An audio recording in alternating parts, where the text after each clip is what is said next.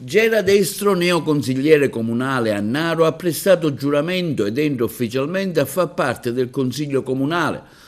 La vicenda risale al giorno della sentenza del TAR Sicilia del 3 aprile 25, 725-2025, allorquando il TAR Sicilia ha ribaltato il risultato elettorale delle ultime amministrative.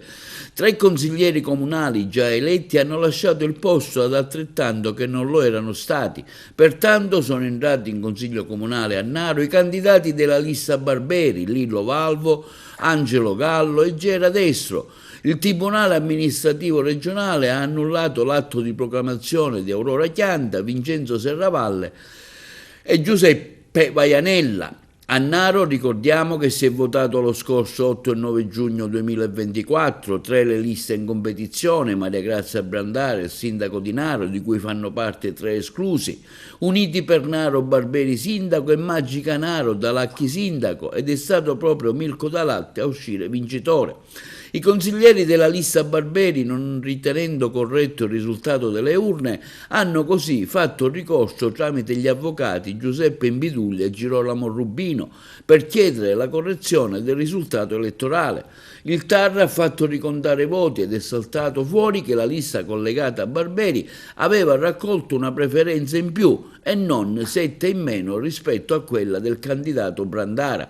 Da qui la correzione dei nomi degli eletti. I 3 subentrati potranno quindi partecipare ora anche all'elezione di secondo grado del libero consorzio di Agrigento ex province.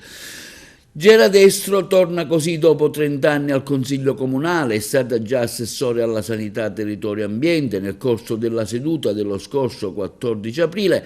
Tra i punti all'ordine del giorno del Consiglio Comunale anche la nomina della Commissione elettorale comunale, di cui la neoconsigliere Gera Destro è stata la più votata. Attualmente Gera Destro è indipendente in seno al civico consesso narese da ogni gruppo politico, e il gruppo dei 3 consiglieri neoeletti si è dichiarato all'opposizione dell'attuale maggioranza. Gera Destro continuerà così a fare la sua battaglia politica e sociale per la gente di Naro che l'ha votata. Giuro di adempiere le mie funzioni con scrupolo e coscienza, nell'interesse del Comune in armonia agli interessi della Repubblica e della Regione.